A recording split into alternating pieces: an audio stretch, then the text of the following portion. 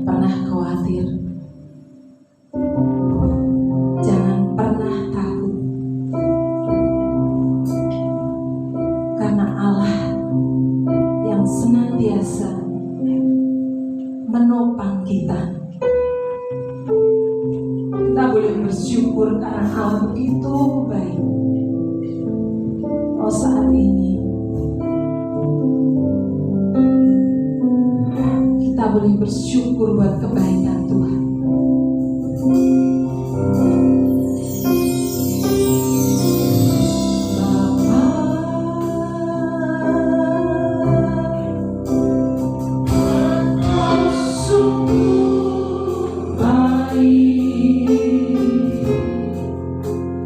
Kasih-Mu melimpah di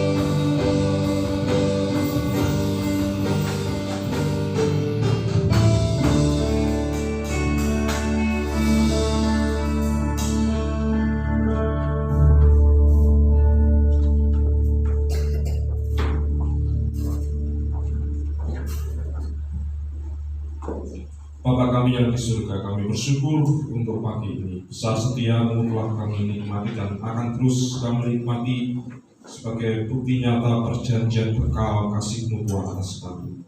Pagi ini Tuhan segarkan, teguhkan, ajari dan arahkan hidup kami dengan kebenaran firman Tuhan. Kami siap untuk belajar, kami siap untuk diarahkan. Di dalam nama Tuhan Yesus kami bersyukur haleluya. Amin. Salam Bapak Ibu saudara sekalian. Kita akan belajar bertepatan dengan hari ini adalah Hari Pentakosta, momen di mana Roh Kudus dicurahkan bagi gereja Tuhan. Ya, langsung kita akan melihat dalam poin-poin yang sudah saya siapkan. Langsung saja. Hidup dipenuhi Roh Kudus, itu judul khotbah saya pada pagi hari ini. Hidup dipenuhi Roh Kudus. Ayat firman Tuhan saya ambil dari Efesus pasal yang kelima, ayat 18 sampai 19. Firman Tuhan berbunyi demikian. Dan janganlah kamu mabuk oleh anggur, karena anggur menimbulkan hawa nafsu. Tetapi hendaklah kamu penuh dengan Roh. Dan berkata-katalah seorang kepada yang lain dalam mazmur, hidung puji-pujian dan nyanyian rohani. Bernyanyi dan bersoraklah bagi Tuhan dengan segenap hati. Bapak Ibu, pada awalnya Pentakosta itu secara terjemahannya adalah 50 hari ya. Pentakosta itu artinya 50 hari. Dan 50 hari ini hitungannya setelah Paskah. Dan pada awalnya Pentakosta itu disebut dengan hari raya panen. Hari panen raya atau yang mengatakan unduh-unduh. Dan biasanya kalau sudah diadakan selama 49 kali atau 49 tahun, di tahun yang ke-50 itu Pentakosta dirayakan dengan istilah Yobel, tahun pembebasan. Nah, tetapi ketika dalam perjanjian baru, ketika kisah mengenai turunnya Roh Kudus dalam kekristenan Pentakosta, sekarang ditambahi pengertiannya dengan hari peristiwa turunnya Roh Kudus bagi gereja Tuhan. Roh Kudus itu siapa? Roh Kudus itu adalah Allah sendiri, Roh Allah sendiri. Bahwa Tuhan Allah menyertai, Tuhan Allah memimpin. Kalau kita ingat kisah bangsa Israel keluar dari tanah Mesir, mereka dipimpin oleh tiang awan dan tiang api.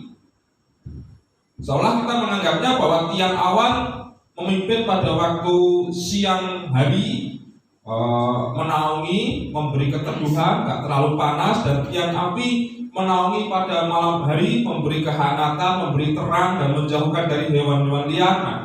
Selain itu, arti tiang awan dan tiang api artinya bahwa selama di padang gurun pun, dalam perjalanan yang kelihatan susah sekalipun, mau jalan kapanpun, mau jalan dimanapun, mau jalan model apapun, kapan saja waktunya, always ready, selalu siap, karena ada tiang awan dan tiang api.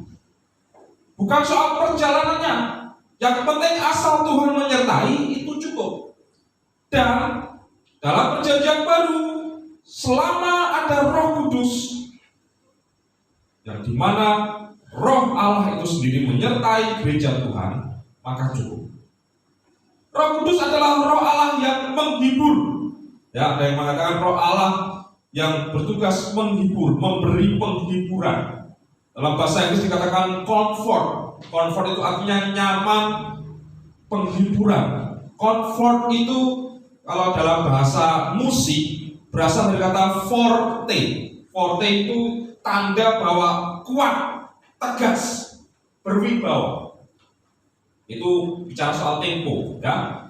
Artinya ketika Roh Kudus dikatakan Roh Allah yang menghibur, comfort, dia memberi energi, memberi kekuatan. Karena memang faktanya dalam hidup kita ini nada-nada hidup kita ya, musik kita itu kadang lebih, walaupun kita suka yang mayor, yang senang, tetapi terkadang tanpa kita sadari kita ini sendu, minor, rasanya sedih, banyak kesedihan daripada banyak kesusahannya. Itu mungkin yang kita rasakan, seolah-olah kita merasakan lambat tempo hidup kita, kapan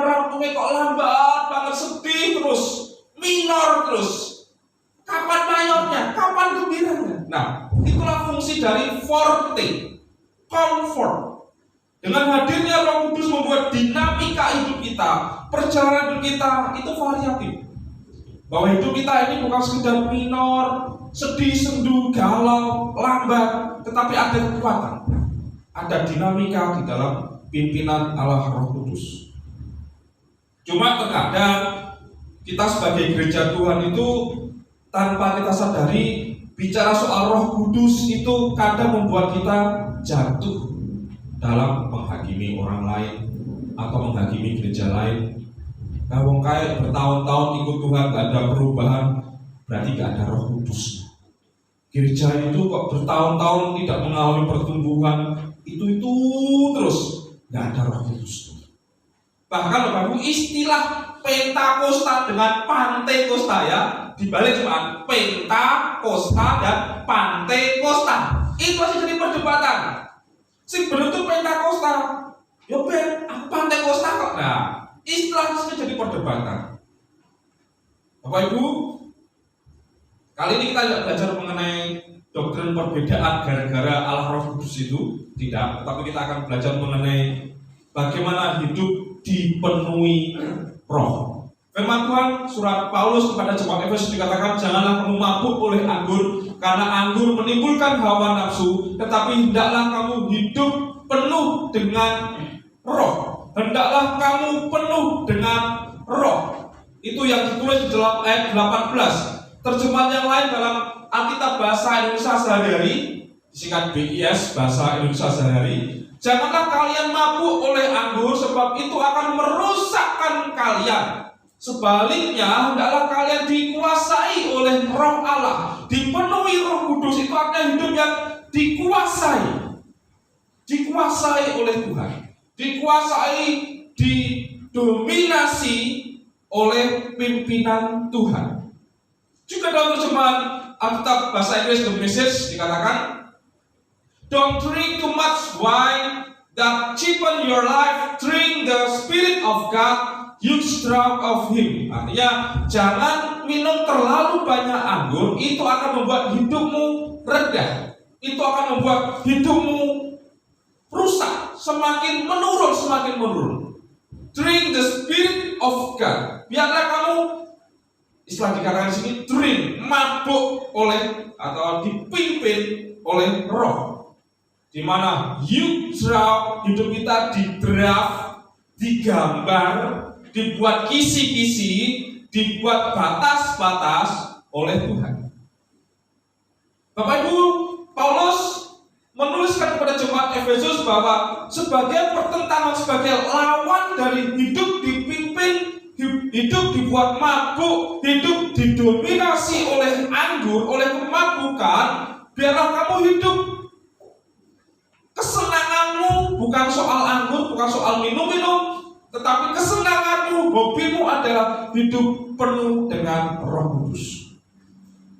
Bapak Ibu, di sini memang zaman dulu karena faktor lingkungan atau faktor iklim di mana daerah Eropa, Efesus ini termasuk perbatasan Eropa dengan Asia ya, di mana di daerah yang dingin. Kalau kita di Jawa Tengah ini, teh itu adalah minuman tradisional, minuman yang wajib. Teh, kopi itu yang wajib. Tapi kalau di daerah Eropa sana, wine atau anggur itu gantinya teh, Bapak Ibu. Jadi di sini Paulus mendesak, oke, mungkin anggur itu minuman yang wajib berhubung dengan kondisi dingin. Tetapi jangan hidupmu dikendalikan, dipengaruhi oleh anggur. Karena mabuk anggur ternyata menjadi pintu banyak masalah. Beberapa waktu yang lalu saya ingat Pemprov DKI Jakarta suatu kejadian bahwa ada tabrakan maut, ya, tabrakan beruntun yang disebabkan oleh pengendaranya mabuk. Pengendara mabuk ini pulang dari satu kompleks yang memang ditenggarai adalah tempat beredarnya minuman keras. Dan ketika ditelusuri ke sana, tempat itu juga sarang narkoba, premanisme, dan pelacuran. Akhirnya gara-gara perkara ditabrak pengendara yang mabuk ini, satu kompleks yang ada di Jakarta, saya ingat namanya Kalijodo, dihabis ratakan. Gara-gara pemicunya apa? Minuman keras. Dan di sana semua preman-preman, narkoba, belum lagi pencurian listrik, macam-macam. Pajak yang nggak pernah dibayar, menunggak, pembunuhan, perkosaan, pelacuran, semua ada di sana. Dan gara-gara pemicunya tabrakan maut beruntun karena kasus pengendara mabuk dihabisi, disingkirkan. Nah, Bapak Ibu, mabuk Alkitab menuliskan bahwa ini adalah merusak. Bahkan dalam bahasa Indonesia ini membuat hidupmu menurun, murah. Hidupmu gak lagi bernilai, murah. Orang akan menganggapnya kamu orang murahan. Nilai hidupmu rendah. Nah, sebagai wujud pertentangan daripada memilih cara hidup, gaya hidup yang merusak, yang membuat rendah, yang hidupmu cenderung menurun, bahkan seringkali menyakiti orang-orang di sekitarmu. Pilihlah hidup dipimpin, dipenuhi oleh Roh Kudus, atau hidup yang dirancang, hidup yang dipimpin oleh Roh Kudus. Bapak Ibu, nanti kita akan belajar bahwa hidup yang dipimpin oleh Roh Kudus ini bukan soal kegiatan, ya. Wah, berarti tanda-tanda orang dipimpin Roh Kudus seringkali itu kita mengerti bahasa roh atau mungkin pelayanan, rajin ke gereja, rajin ibadah, rajin berdoa, doa puasa, atau yang lainnya. Nah, intinya orang yang melayani, orang yang baik hati, orang yang baca kitab, rajin ibadah, itu kita anggap itu adalah tanda utama dipimpin Roh Kudus. Oke, mungkin ya, tapi itu bukan yang terutama, itu merupakan tanda saja.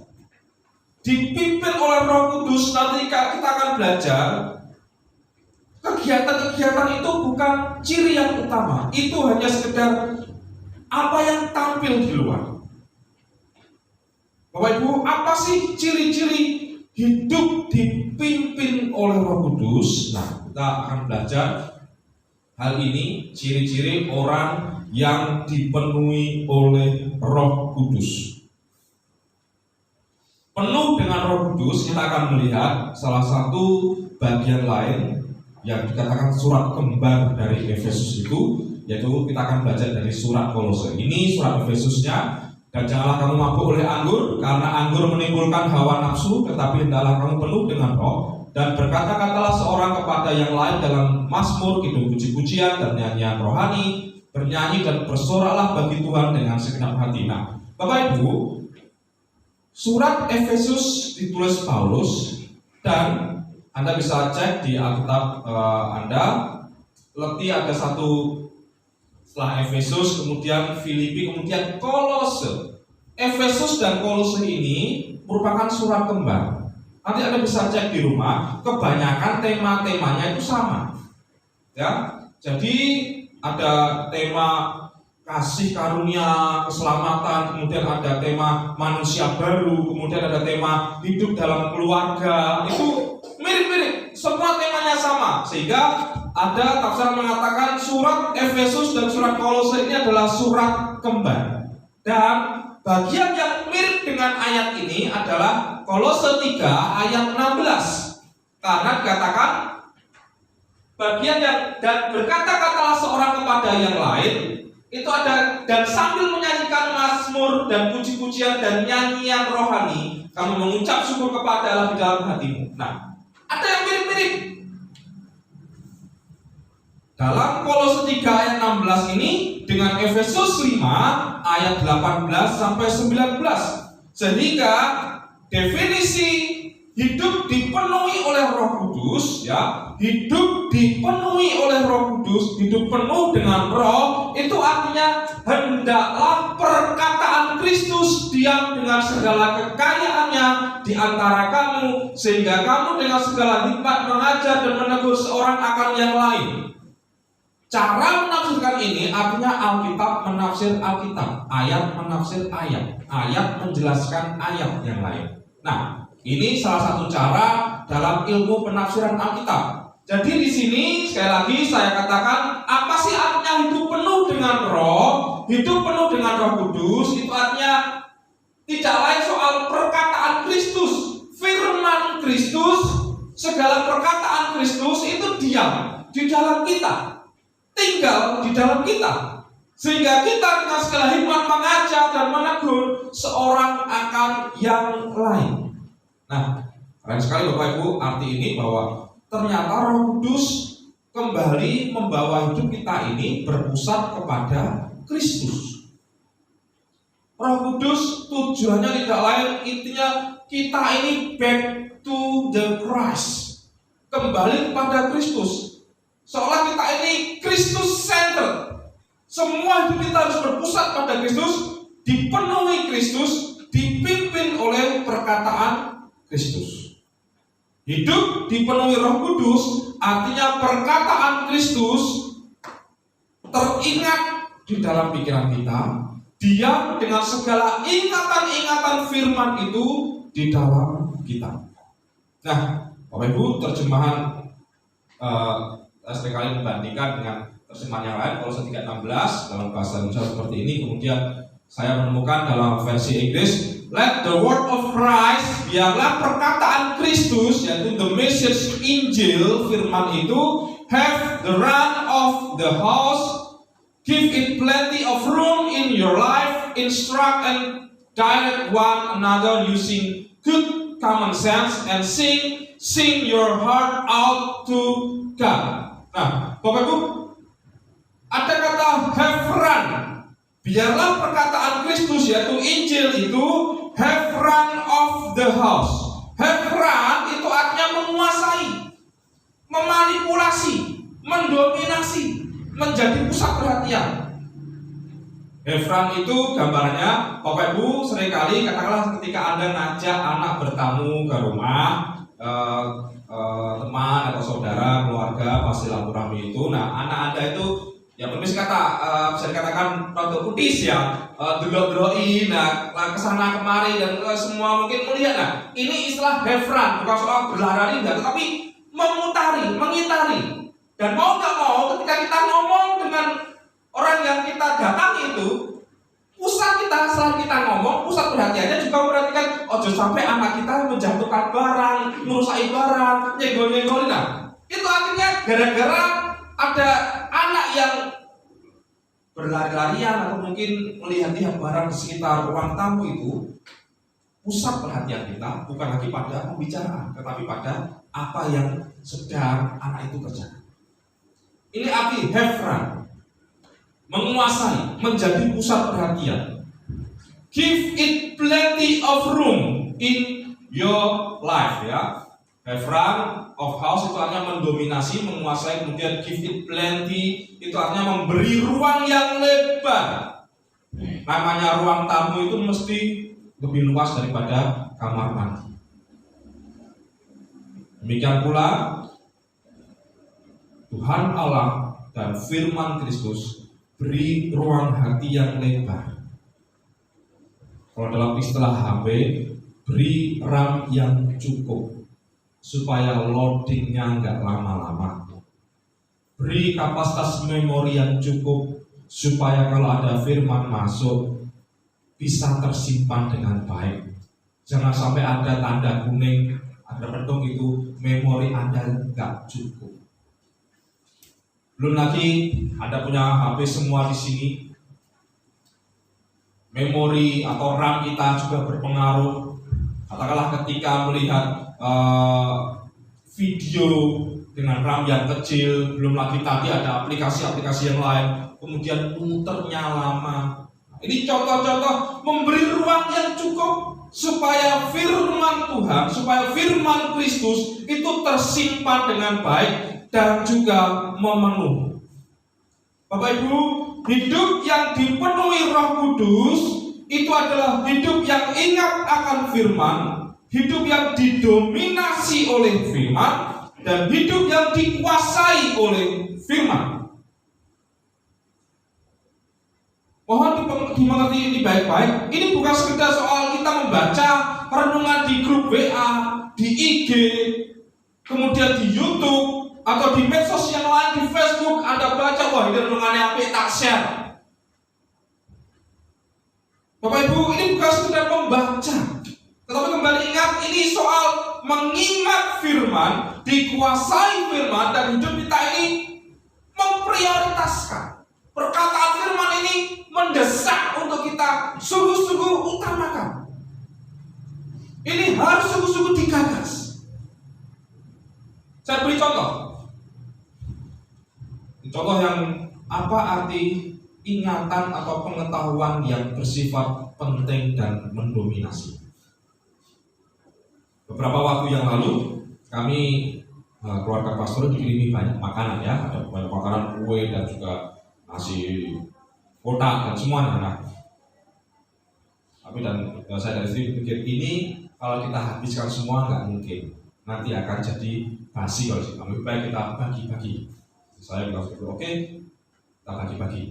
Nah, saya manasi mobil, masuk mobil, saya siapkan, saya kondisikan mobil supaya bisa dan segera lekas berangkat untuk berbagi makanan, ya, hal yang positif, hal yang baik sesuai dengan firman Tuhan. Nah, kemudian semua masuk mobil, kami jalan, ya. Bapak Ibu, kemudian setelah 10 menit dalam perjalanan itu, istri saya bilang, ya, tadi mana si sayur ini? Kompornya wis mati belum ya? Aku tadi mana si sayur ya? Tok kamu wis mati mau durung ya? Tadi sudah dimatikan belum ya kompornya? Saya dengan polosan menjawab, ya saya nggak tahu. Saya tadi di depan mana si mobil, bukan mana si sayur. Tapi ya coba geleng-geleng, coba ingat-ingat. Aduh, iya yo. Nah, Bapak Ibu, saya percaya semua pernah punya pengalaman seperti ini. Mengingat tadi sudah mateni atau mematikan api kompor belum? Karena ini sudah di jalan, sudah terlanjur di jalan, pintu sudah dikunci dan sudah 10 menit jalan, naik mobil, belum lagi nanti kalau balik macet-macet. Nah, hati tidak tenang, tapi sudah terlanjur di jalan. Dan ini sudah mau sampai di rumah jemaat. Kami ngobrol dengan segala kepanikan, saya percaya semua juga sudah bisa mengerti, menebak apa yang ada di pikiran kami. Engko lek berdos piye, nanti lek pancene kuobong, kemudian merembet ke yang lain bagaimana, masa kemudian ketika kami pulang ada damkar di samping gereja, wah betapa malunya kami. Bapak Ibu, ini yang ada di dalam pikiran kami. Niatnya pengen berbagi, niatnya pengen memberi, tetapi gara-gara ingatan soal api kompor sudah mati atau belum, nah ini namanya sudah mulai mendominasi, have run in our mind. Ini menguasai, nggak tenang akhirnya. Akhirnya saya putuskan, ini tinggal lagi 1 menit lagi tekan, nanti langsung drop, orang saya kaget ngomong, katakan saja kita buru-buru, langsung cabut dan dicek ini. Nah, bilang sedang buru-buru. Dan gak usah banyak ngobrol saya kemarin ini dari mana, gak usah pokoknya kasih langsung. Yo, nah, Pak Ibu, ya artinya ya sedikit banyak kita menutupi lah. Maksudnya masa mau jujur, minta maaf, kami tadi lupa kompor belum dimatikan lah. Kita ya kami kata wes tuwo lalian alias pikonda. Nah, kami berusaha untuk tampil baik kamu seperti itu. Nah, kami drop, langsung pulang dan dicek kompor sudah mati. Bapak Ibu, faktor usia, ya, faktor mulai agak lupa. Nah, saya berharap Anda mulai mengerti apa yang saya maksudkan mengenai soal kompor sudah mati atau belum. Mengingat tentang kompor yang sudah mati atau belum, itu adalah contoh pikiran yang dikuasai oleh perkataan Kristus. Ingatan tentang kompor sudah dimatikan atau belum, itu have run menguasai pikiran kami, menguasai konsentrasi kami. Tadi awalnya konsentrasi kami ingin berbagi, ingin memberi, dan gara-gara ada kejadian itu, wah itu sudah membuat kami panik, membuat kami bingung. Fokus kami tentang api dalam kompor. Ini mendesak. Ini mendesak karena kami ingat resiko-resiko yang ada dalam pikiran kami kalau ini dibiarkan, kalau ini tidak segera diatasi, ternyata sudah mati. Kalau belum, bahaya banget, membuat malu gereja Tuhan, membuat malu nama baik kami juga. Nah, membuat tidak tenang. Sehingga give a plenty time, give a plenty room. Soal urusan mematikan kompor ini harus diberi ruang porsi prioritas yang lebih besar daripada ini kami beri makanan, gimana kabarnya, sehat-sehat ya, bagaimana Simba, bagaimana lah. Udah cukup basa-basinya. Soal urusan api yang sudah mati atau belum itu prioritas. Datang maksudnya, mohon maaf kami buru-buru. Nah, inilah Bapak Ibu arti hidup yang pikiran kita dikuasai. Pikiran kita harus memiliki yang namanya prioritas, dan ini mendesak. Bapak Ibu, arti dipenuhi Roh Kudus, arti hidup dipimpin oleh Roh Kudus adalah hidup di mana perkataan Kristus, firman Tuhan itu menguasai, mendesak untuk diutamakan. Firman Kristus itu memiliki ruang, memiliki kesempatan yang lebih banyak untuk ditaati. Ya. Bapak Ibu, problem dalam hidup kita seringkali berkaitan dengan Roh Kudus, berkaitan dengan perkara-perkara rohani. Problem dalam hidup kita ini seperti ini. Kita ini lebih suka hiburan daripada pengajaran. Kita ini orang yang, saya pun termasuk Bapak Ibu, saya nggak perlu menutupi kelemahan karena ini semua rata-rata kita semua mengalami. Kita ini lebih suka dengan hiburan daripada pengajaran. Saya katakan sekali lagi, kita ini orang yang lebih senang dengan hiburan daripada dengan pengajaran. Cek di media sosial Anda sendiri. Ketika Anda memberi tanda jempol di Facebook, memberi tanda heart merah di IG, mengomentari status WA dan sebagainya, atau posting soal WA, lebih banyak saya perhatikan komen tentang pertama kuliner, piknik, ya, kemudian prestasi, puji Tuhan, rumah baru, nah posting, ada like, ya.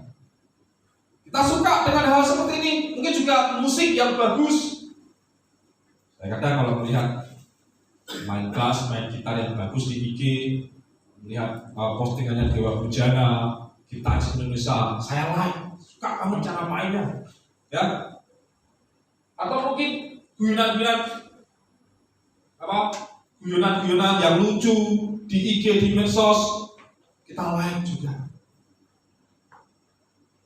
Berhasil buat kue, ketika Anda buat kue, entah kue apapun, diposting di status WA,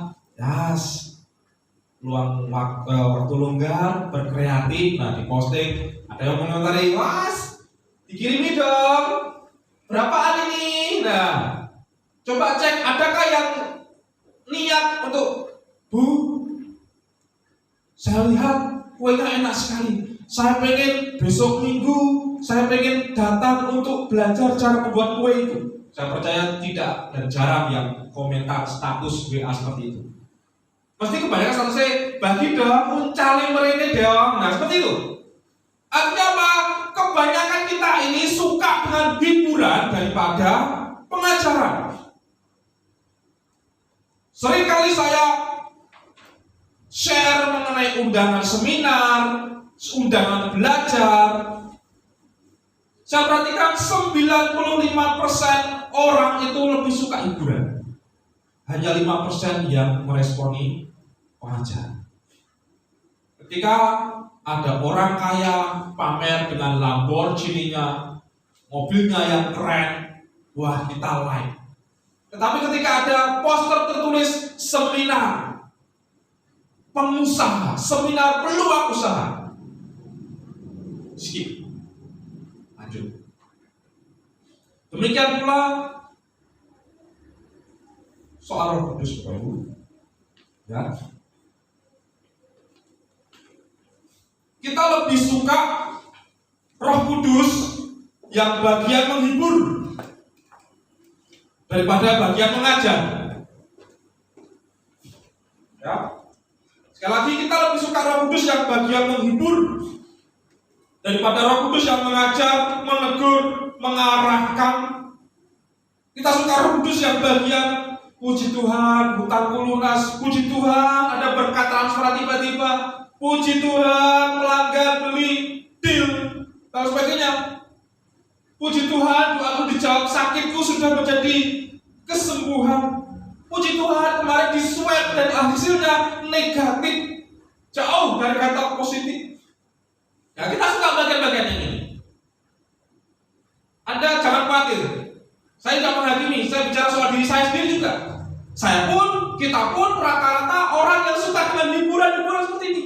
Roh yang menghibur, roh yang menjawab pergumulan, roh yang menolong kita, Roh Kudus yang memberi kita jawaban, memberi kita pertolongan, Roh Kudus yang memulihkan masalah kita. Kita suka dengan itu. Terus soal pengajaran, soal pengarahan, bagaimana dengan Roh Kudus yang mengingatkan soal pengampunan?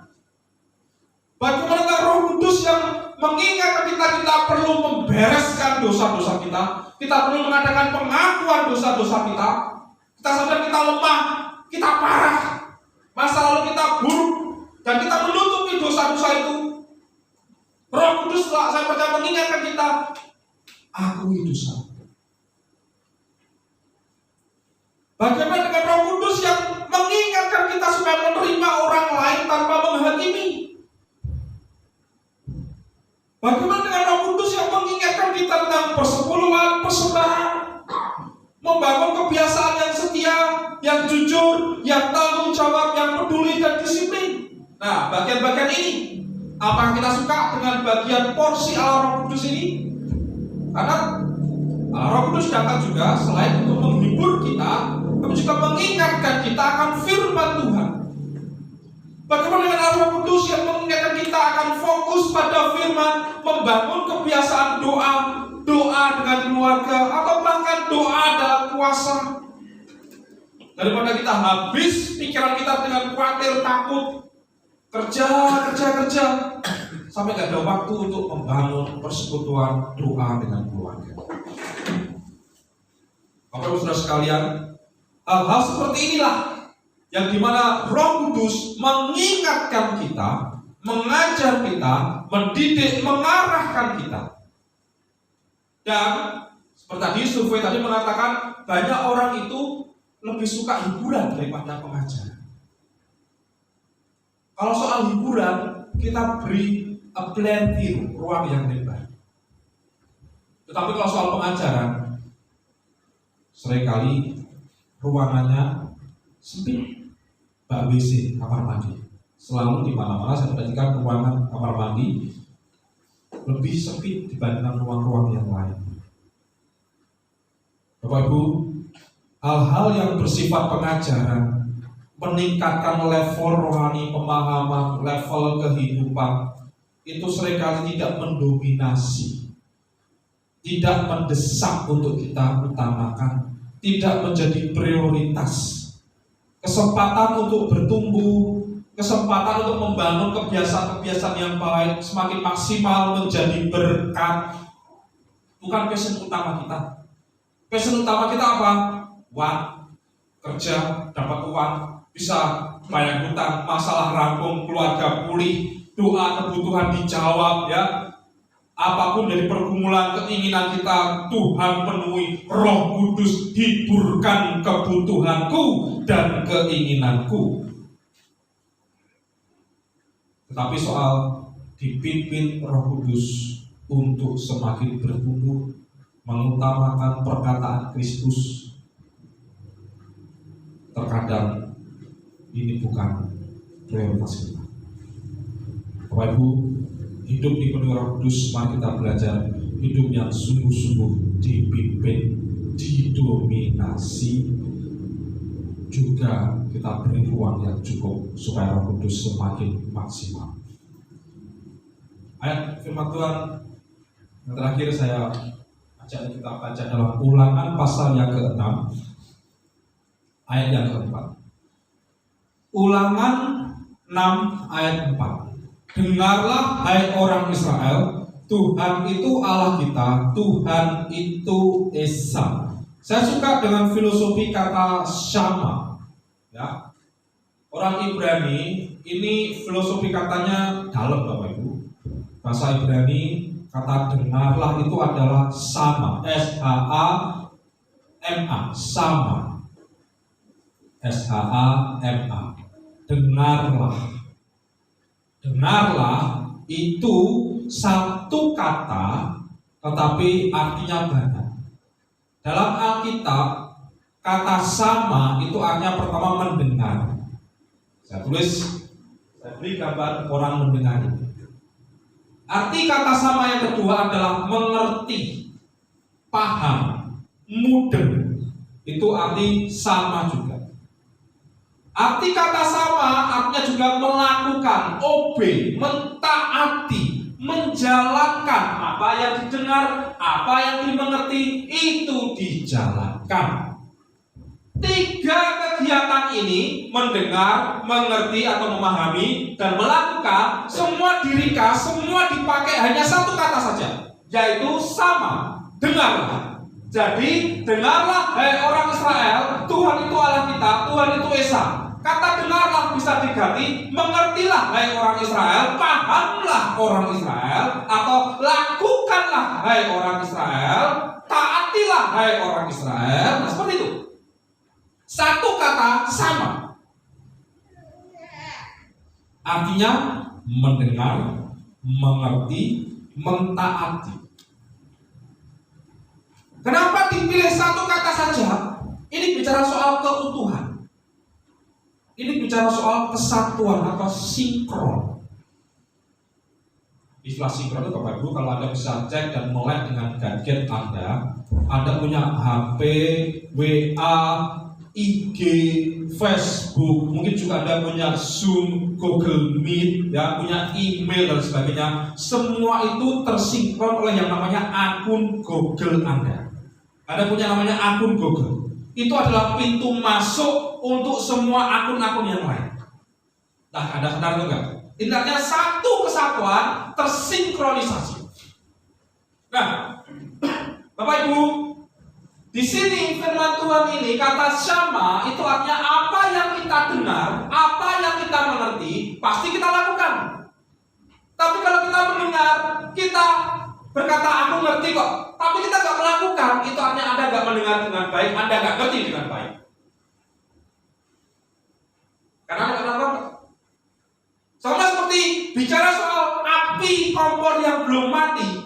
Saya dengar perkataan istri saya mengerti resiko-resikonya, saya lakukan, saya prioritaskan. Ya.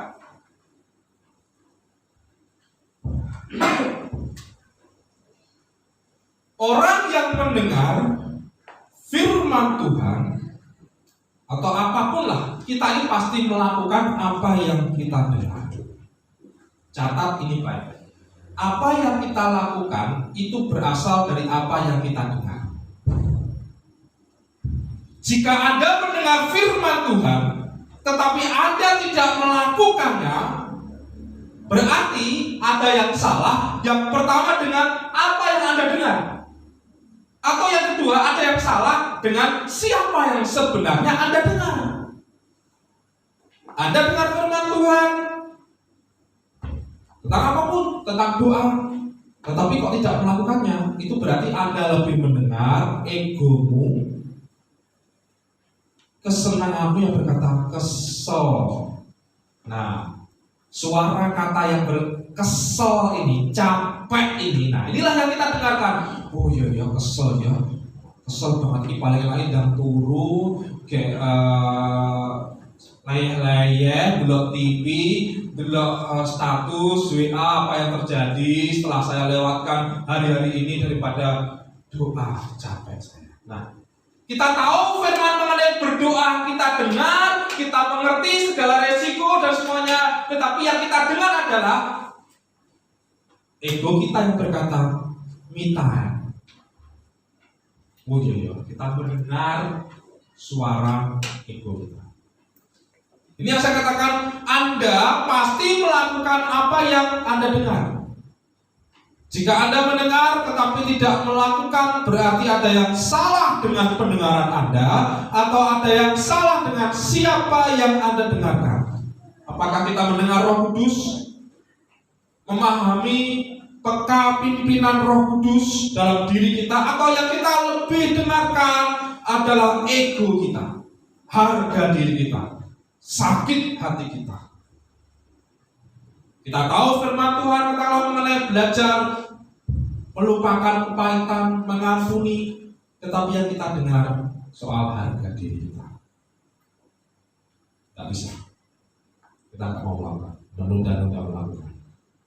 Bapak Ibu Saudara sekalian, inilah yang saya katakan hidup dipimpin Roh Kudus, hidup dipenuhi Roh Kudus, hidup yang dimana seluruh pikiran kita, prioritas kita yang mendominasi adalah firman Tuhan. Kita lebih condong mendengar firman Tuhan. Kita lebih condong melakukan, memprioritaskan firman Tuhan. Kiranya hidup kita semakin hari semakin nyata pimpinan Allah Roh Kudus dalam diri kita. Tuhan Yesus memberkati. Amin. Kita tunduk kepala kita berdoa. Bapa dalam surga, kami bersyukur untuk firman Tuhan ini. Terima kasih ya Tuhan untuk segala pengertian pimpinan Allah Roh Kudus untuk kami semakin memahami kebenaran firman Tuhan. Hidup kami adalah hidup yang memiliki dan dimiliki oleh Tuhan. Roh Kudus hadir dalam seluruh hidup kami dan pimpin supaya apa yang ada dalam diri kami belajar lebih peka, lebih mengenal, lebih memahami, lebih mendengar, lebih mengerti, dan lebih mau untuk taat akan kebenaran firman Tuhan. Tolong kami ya Tuhan, karena kami sadar manusiawi kami, ego kami ini kadang begitu kuat, menarik kami untuk lebih mengutamakan gengsi kami, hitung-hitungan kami sendiri, mengutamakan bahkan ego kami Tuhan. Ya Tuhan, tolonglah kami, selamatkan kami, pimpinlah kami, terus arahkan kami dalam kemurahan. Di dalam nama Tuhan Yesus kami bersyukur, haleluya, amin.